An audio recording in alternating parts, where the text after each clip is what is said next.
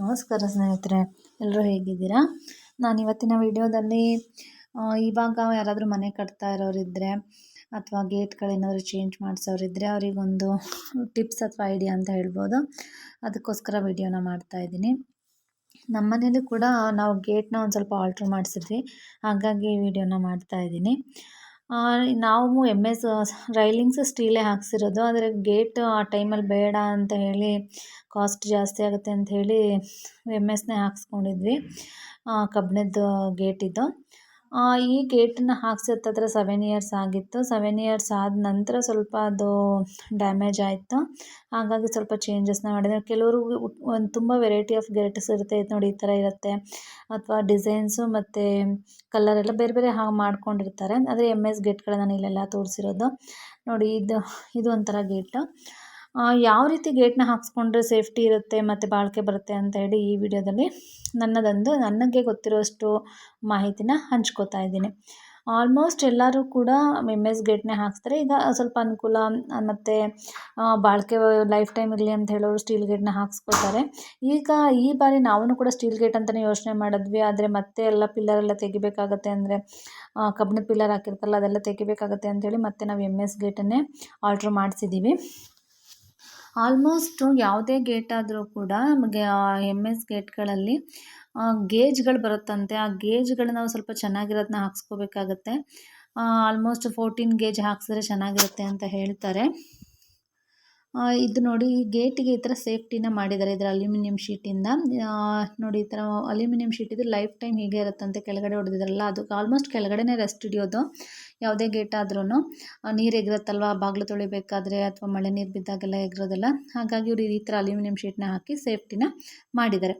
ನೋಡಿ, ಇದು ನಮ್ಮ ಗೇಟ್ ಏನಾಗಿತ್ತಂದರೆ ತೋರಿಸ್ತೀನಿ ನೋಡಿ. ಇದು ಎಷ್ಟು ಹಾಳಾಗಿತ್ತು ಗೇಟು. ಕೆಳಗಡೆ ಏನು ಪಾರ್ಟ್ ಇದೆ ಅದೆಲ್ಲ ಫುಲ್ಲು ತೆಗೆಸಿದ್ವಿ. ನೋಡಿ ಎಷ್ಟು ರೆಸ್ಟ್ ಹಿಡಿದೆ. ಈ ಥರ ಶೀಟ್ನ ಹಾಕಿದ್ರು. ನಮಗೂ ಗೊತ್ತಿಲ್ಲ, ನಾವು ಫಸ್ಟ್ ಟೈಮ್ ಮನೆ ಕಟ್ತಿದ್ದಲ್ಲ, ಹಾಗಾಗಿ ಅವ್ರು ಹೇಳಿದ್ದಕ್ಕೆ ಸರಿ ಅಂತ ಹೇಳಿ ಹಾಕ್ಸಿದ್ವಿ ನಾವು. ಈ ಥರ ಹುಳ ಹುಪ್ಪಟಗಳೇನು ಒಳಗಡೆ ಸೇರಲ್ಲ ಅಂಥೇಳಿ ಈ ಥರ ಒಂದು ಶೀಟ್ನ ಹಾಕಿದ್ರು. ಆ ಶೀಟ್ ಏನಾಗಿತ್ತಂದರೆ, ಆ ಶೀಟ್ ಪಾರ್ಟ್ ಏನಿತ್ತು ಆ ಶೀಟ್ ಪಾರ್ಟ್ ಫುಲ್ಲು ರೆಸ್ಟ್ ಹಿಡ್ದಿತ್ತು. ನೋಡಿ, ಆ ಶೀಟಿಗೆ ಜಾಯಿಂಟ್ ಆದಂಗೆ ಏನೇನಿತ್ತು ಅದೆಲ್ಲವೂ ಕೂಡ ರೆಸ್ಟ್ ಆಗಿತ್ತು. ಹಾಗಾಗಿ ನಾವು ಅದನ್ನು ಆಲ್ಟ್ರ್ ಮಾಡ್ಸೋಕ್ಕೆ ಅಂತೇಳಿ ಕರೆದಿದ್ವಿ. ಅವ್ರು ಬಂದು ಇದನ್ನ ಆಲ್ಟ್ರ್ ಮಾಡ್ತಾಯಿದ್ರು. ಎಷ್ಟು ಹೋಗಿತ್ತು ಅಷ್ಟು ಪಾರ್ಟ್ನ ಮಾತ್ರ ತೆಗೆದು ಹಾಕಿ ಅಂತ ಹೇಳಿದ್ವಿ. ಅವರು ನಮಗೆ ಸ್ಟೀಲ್ ಗೇಟ್ನೇ ಹಾಕ್ಸ್ಕೊಳ್ಳಿ ಅಂತಲೂ ಕೂಡ ಐಡಿಯಾ ಹೇಳಿದ್ರು. ನಾವು ಮತ್ತೆ ಈಗ ಪಿಲ್ಲರೆಲ್ಲ ತೆಗಿಬೇಕಾಗತ್ತೆ, ಅಂದರೆ ಕಬ್ಬಿಣದ ಪಿಲ್ಲರ್ಗಳು ಆ ಕಡೆ ಈ ಕಡೆ ನಿಲ್ಲಿಸಿರ್ತಾರಲ್ಲ ಅದೆಲ್ಲ ತೆಗಿಬೇಕು, ಮತ್ತು ಹೋಲೆಲ್ಲ ಮಾಡಿ ಟೈಲ್ಸ್ ಎಲ್ಲ ಹಾಳಾಗುತ್ತೆ ಅಂತ ಹೇಳಿ ಬೇಡ ಅಂತ ಅಂದ್ಕೊಂಡು ನೋಡೋಣ ಇನ್ ಫ್ಯೂಚರ್ ಯಾವಾಗಾದ್ರು ಮಾಡಿಸೋಣ ಅಂತ ಹೇಳಿ. ಯಾಕೆಂದರೆ ಮೇಲ್ಗಡೆ ಪಾರ್ಟೆಲ್ಲ ಚೆನ್ನಾಗಿತ್ತು, ಸುಮ್ಮನೆ ಎಂತಕ್ಕೆ ದುಡ್ಡೆಲ್ಲ ಜಾಸ್ತಿ ಆಗುತ್ತೆ ಅಂಥೇಳಿ ಕೆಳಗಡೆದು ಏನು ಪಾರ್ಟ್ ಇತ್ತು ಅದಷ್ಟು ಮಾತ್ರ ತೆಗೆಸಿದ್ವಿ. ಅದು ಎಷ್ಟು ರೆಸ್ಟ್ ಆಗಿದೆ ನೋಡೋಕ್ಕೆ ಅಸಹ್ಯ ಆಗ್ತಿತ್ತು, ಅಷ್ಟು ರೆಸ್ಟ್ ಹಿಡಿದು ಪುಡಿ ಪುಡಿ ಥರ ಆಗಿತ್ತು. ಅದು ನಾವು ಒಂದು ಸುಮಾರು 6 ಮಂತ್ಸಲ್ಲೇ ಮಾಡಿಸ್ಬೇಕಿತ್ತು. ಅದನ್ನು ಮುಂದೆ ಹಾಕ್ಕೊಂಡು ಬಂದು ಊರಿಗೆ ಹೋದ್ವಿ. ಅದು ಇದು ಅಂಥೇಳಿ ಸ್ವಲ್ಪ ಲೇಟೇ ಆಯಿತು. ಯಾರಾದರೂ ಗೇಟ್ ಹಾಕ್ಸೋರಿದ್ರೆ 15 ಗೇಜ್ ಇರೋವಂಥ ಕಬ್ಬಿಣನ ತೊಗೋಬೇಕಂತೆ ಗೇಟಿಗೆ, ಅದು ತುಂಬ ಚೆನ್ನಾಗಿ ಬರುತ್ತೆ.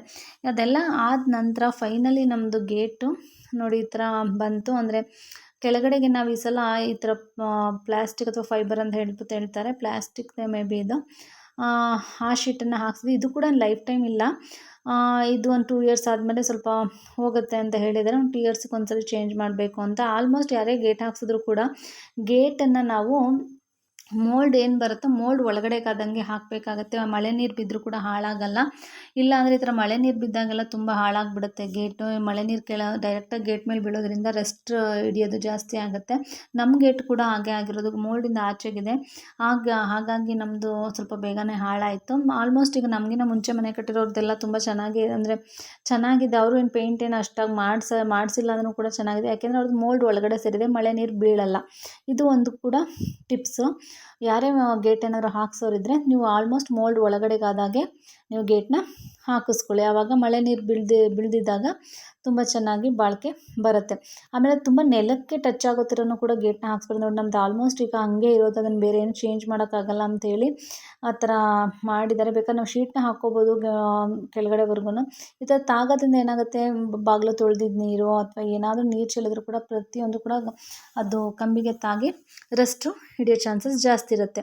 ನೋಡಿ ಈ ಥರ ಏನಾದರೂ ಶೀಟ್ನ ನಾವು ಹಾಕ್ಸ್ಕೊಂಡು, ಇದು ಬೇರೆ ಮನೆ ಗೇಟಿದ್ದು, ಇದು ಅಲ್ಯೂಮಿನಿಯಂ ಶೀಟ್ನ ಹಾಕ್ಸಿದ್ರೆ ಸ್ವಲ್ಪ ಕಾಸ್ಟ್ ಜಾಸ್ತಿ ಆಗುತ್ತೆ. ಆದರೆ ಸಿಕ್ಕಿಲ್ಲ ಅದು ನಮಗೆ ಆ ಟೈಮ್ಗೆ, ಈ ಟೈಮ್ಗೆ, ಹಾಗಾಗಿ ನಾವು ಅದನ್ನೇ ಹಾಕ್ಸಿದ್ದು. ಲೈಫ್ ಟೈಮ್ ಇರುತ್ತೆ.